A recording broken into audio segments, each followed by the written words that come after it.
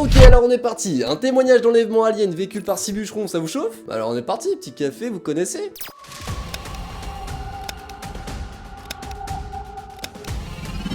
Aujourd'hui, je vais vous parler d'une histoire qui est à mon goût très spéciale et très spécifique. Pourquoi? Car aujourd'hui encore, elle me donne un petit peu de fil à retordre et je n'arrive toujours pas à me faire d'avis sur cette histoire. C'est l'une des plus troublantes, certainement celle qui pour moi explique le mieux le fait qu'on ait potentiellement déjà vu un ovni. En tout cas, elle me laisse sur le cul, tout comme l'histoire de Bob Lazar, j'arrive pas à savoir quoi penser de cette histoire. Bon, allez, je vais pas vous teaser plus longtemps, on va tout de suite rentrer dans le vif du sujet. L'histoire se passe en 1975 quand une équipe de 6 bûcherons vont aller dans la forêt de Snowflake à 200 km de Phoenix dans l'Arizona pour entretenir cette forêt. Leur job c'est quoi? C'est retirer les arbres morts et entretenir les buissons de manière à ce qu'ils ne prennent pas feu, tout simplement. Le fait est qu'ils ont pris un petit peu de retard sur leur chantier et qu'ils vont devoir le quitter un petit peu plus tard, c'est-à-dire au crépuscule. Ils vont prendre la route, rouler très peu et aux alentours de 18 h, ils vont voir une lumière, une espèce de grosse boule scintillante qui va se balader derrière les arbres. Les hommes pensent d'abord tout naturellement à la lune. Le fait est que pas de bol, quand ils regardent au-dessus de leur tête, ils la voient la lune. Donc ça ne peut clairement pas être ça, peut pas y avoir de lune, on est sur Terre, on sait que ça n'existe pas chez nous, ça. Du coup, ils disent bon ok,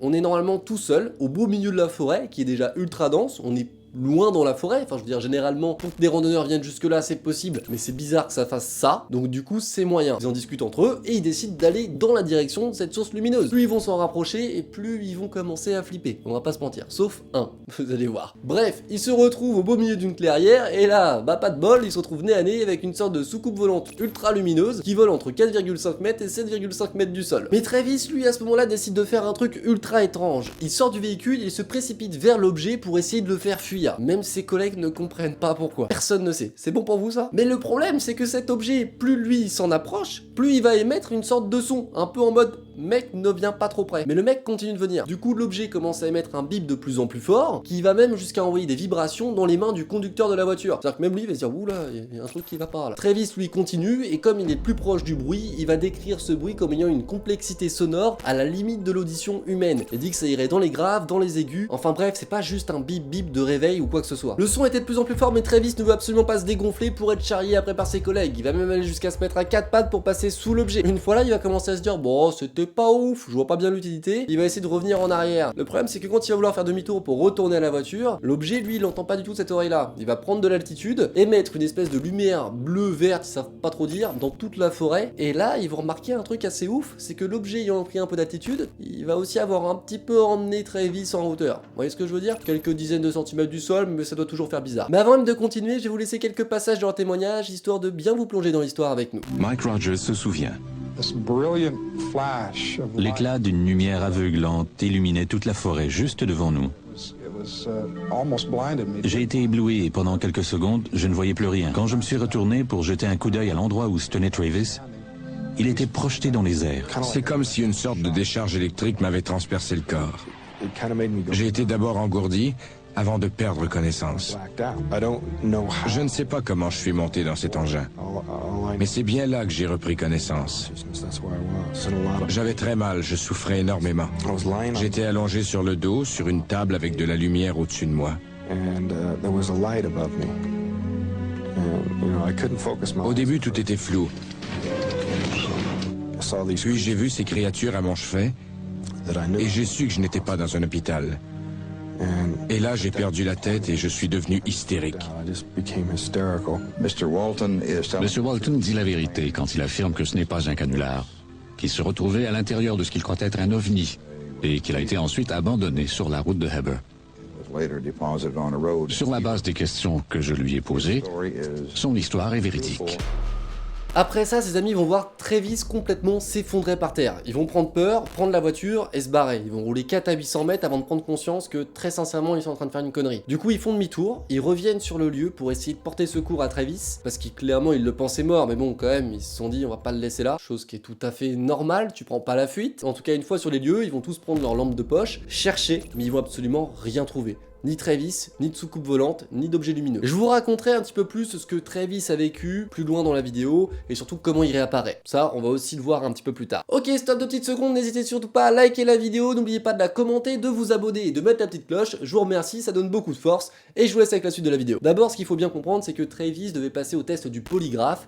Le fait est qu'il stressait énormément et que d'après ses dires, il ne prenait absolument aucune décision lors de sa réapparition pendant plusieurs semaines. Il laissait complètement son frère tout choisir à sa place, répondre aux demandes d'interview, répondre aux enquêteurs, etc. Il ne voulait ni parler, ni expliquer, ni rien du tout. Il voulait juste être seul pour essayer de comprendre ce qu'il avait pu vivre. Pour lui, c'était seulement quelques minutes et pour nous, c'était simplement 5 jours. Ce qu'il faut bien comprendre, c'est qu'à ce point précis, il y a bien entendu une enquête qui a été ouverte. De plus, tous ses amis et tous ses collègues qui bossaient avec lui sont suspectés de meurtre, car bien entendu, une disparition comme celle-ci, en pleine nature, et où il vient d'expliquer que ce serait fait par des ovnis, bah ça passe moyennement quand même. Ce qu'il faut bien saisir, c'est le contexte. Quand il réapparaît, tous ses amis sont suspectés de meurtre. Bien sûr, le contexte est très particulier, l'histoire est vraiment bizarre, personne ne les croit, enfin bref, en gros, on les prend pour des tueurs. Mais quand il réapparaît, il aura des séquelles physiques, notamment 5 kilos en moins, et la barbe qui aura poussé comme effectivement un homme qui ne s'est pas rasé depuis 5 jours.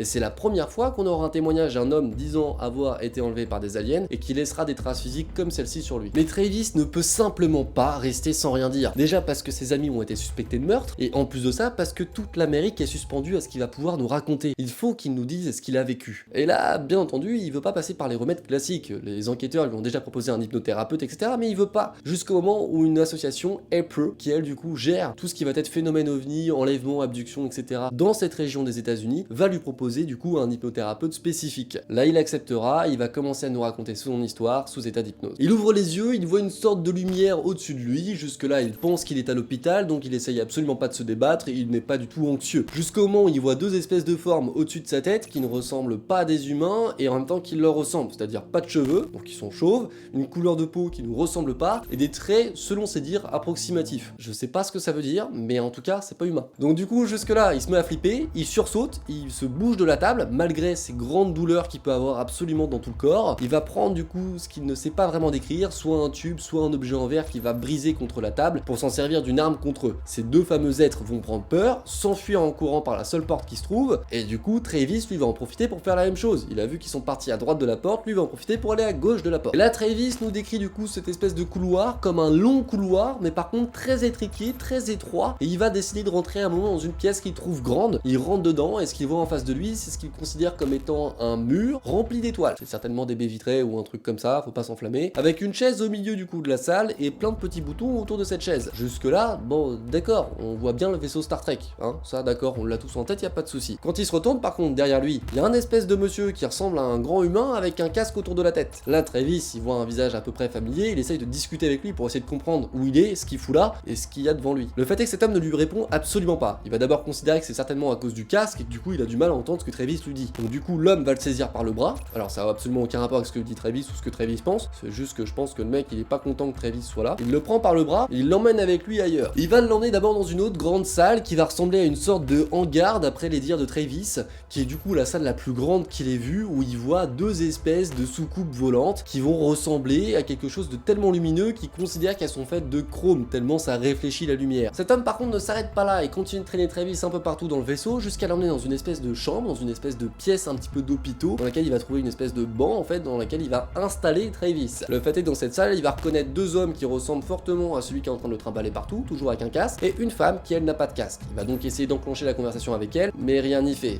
parce qu'il est toujours sur sa théorie du s'ils ont un casque, ils m'entendent pas, c'est mort, c'est sûr, ils m'entendent pas s'ils ont un casque. Ouais, mais quand ils en ont pas, visiblement ils veulent pas non plus discuter avec toi, poteau. Bref, dans la suite de l'histoire, ils vont lui mettre une sorte de masque à gaz transparent sur la tronche, et là il va s'endormir, et du coup se réveiller que lors de sa réapparition. Il se réveillera sur un bout de trottoir en pleine nuit, et il va pouvoir regarder au-dessus de sa tête pour voir en fait les lumières de l'OVNI qui est en train de partir à toute vitesse. Jusque là il se dit ok, où est-ce que je peux être? Il regarde autour de lui, il voit une station-service au loin, il décide d'y aller, il prend une des cabines téléphoniques et il appelle tout de suite son frère en l'appelant à l'aide en fait finalement. Il dit écoute là j'ai vraiment besoin d'aide, je vais pas bien, j'ai mal partout et je comprends pas tout. Du coup son frère vient le chercher et après c'est la suite de l'histoire que j'ai commencé à vous raconter que l'on va continuer. Vous connaissez mon avis sur l'hypnose, si vous ne connaissez pas je vous invite à regarder la vidéo des Heal ou la précédente où je l'explique. Dans la vidéo des Heal je fais venir un hypnothérapeute qui m'explique en fait comment fonctionne à peu près l'hypnose, donc c'est pour ça que c'est très intéressant d'aller la voir. Bref, en tout cas, un hypnothérapeute peut suggérer des choses à son sujet et du coup lui faire planter des petites graines dans son esprit de manière à ce qu'il les développe, notamment la possibilité de contact alien, etc., etc.,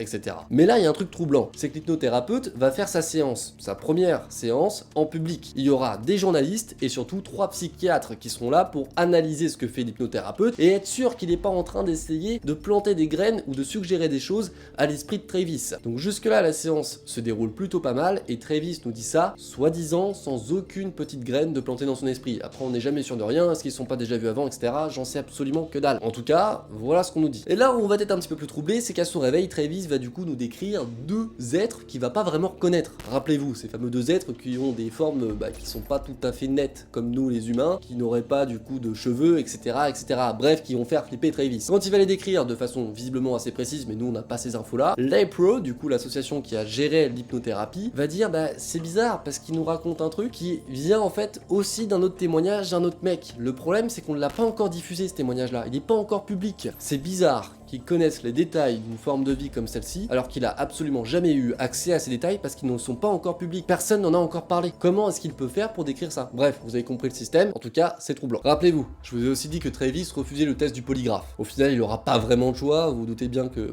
la police américaine, quand ils décident un truc, ils vont jusqu'au bout. Donc il est obligé de le passer ce polygraphe, et ils vont tous y passer. Et là où c'est troublant, c'est qu'ils vont tous le passer plusieurs fois, et tous le réussir. Sauf un, mais il y a prescription, en soi il a déjà eu des condamnations policières, il avait tout fait pour faire rater le test volontairement. Il voulait absolument pas qu'il ressorte quelque chose, il était tellement stressé et angoissé qu'il arrêtait pas de bouger sur la chaise, etc., etc. Du coup ça a foiré tous les polygraphes qu'il a fait, ils l'ont laissé tranquille. En tout cas, ils ont 5 personnes sur 6 qui ont des polygraphes positifs, qui indiquent donc qu'ils disent la vérité sur les polygraphes. Et ça, c'est la première fois aux États-Unis qu'on a un cas d'abduction qui est validé par autant de polygraphes et qui a été vécu par autant de témoins. Certes, tous n'ont pas été enlevés, mais en tout cas, les 5 l'ont très bien vu, les 6 même l'ont très bien vu, et là c'est troublant. Cette histoire a fait tellement de bruit dans le monde entier que cette enquête est toujours en cours, et en 2014, quand les enquêteurs souhaitent retourner sur les lieux, ça fait plusieurs années qu'ils n'y ont pas été, ils pensent d'ailleurs ne rien trouver sur place, et ils ont bien raison de se dire ça, ils vont quand même faire une découverte assez bizarre. Plus ils se rapprochent du lieu de l'abduction, plus les arbres auront poussé de manière spontanée et rapide. C'est la première fois qu'ils voient ça.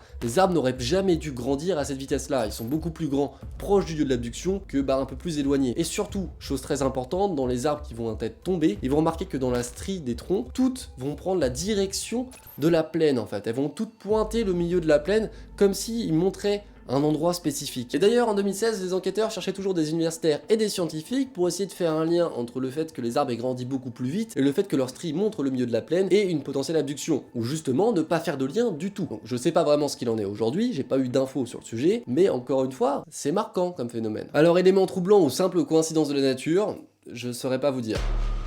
Allez, on va s'arrêter là parce que je pourrais vous en parler pendant des heures et j'ai encore beaucoup de choses à vous dire. Donc soit je vous fais une vidéo tome 2 si ça vous plaît, n'hésitez pas à me le dire en commentaire, soit on en parle en live. Vous savez bien que je fais des lives tous les jeudis soirs à partir de 21h, on peut en discuter tous ensemble, y a pas de problème. Voilà, bon, on va passer à la suite. Mais aujourd'hui, je pourrais toujours pas vous dire si cette histoire est vraie ou fausse, si c'est un canular ou si c'est une réelle histoire d'abduction. Le fait est que c'est très troublant d'avoir autant de témoignages passés au détecteur qui sont en plus de ça positifs chacun, avec autant de témoins qui ont le même discours. Ça, c'est flippant. Mais à mon sens, restons prudents et tout le témoignage qui sort du coup de l'hypnose n'est absolument pas une preuve, ni même une histoire sur laquelle on peut se baser. Comme je vous l'ai déjà expliqué, l'hypnose c'est réellement vaseux, ça peut nous amener à beaucoup du coup d'éléments qui sont importants, etc., etc. Il y a des fois des très bonnes choses qui sont dites, mais encore une fois, un témoignage sous hypnose ne constitue ni une preuve, ni une certitude. Donc du coup, il faut faire attention. Et s'il y a bien une chose à retenir de cette histoire, c'est que c'est potentiellement la véritable rencontre avec un phénomène OVNI, ça, c'est possible, mais par contre de là à dire qu'il y avait vraiment des aliens et qu'il a vraiment été enlevé, ça c'est autre chose, je ne me mouillerai pas là-dessus, en tout cas je serais ravi d'en débattre avec vous en commentaire, d'avoir votre avis par rapport à cette histoire, d'avoir vos éléments de recherche, d'avoir vos sources, etc., etc., ça me ferait plaisir, n'hésitez surtout pas, et puis voilà, je ne suis personne pour vous dire quoi penser, ce n'était que mon avis et simplement mon avis, il ne regarde absolument que moi, pensez ce que vous voulez, faites vos recherches, il y a des liens en description, continuez de vous intéresser au sujet s'il vous plaît, et puis surtout je vous dis à très bientôt pour une nouvelle vidéo, ciao tout le monde, bye.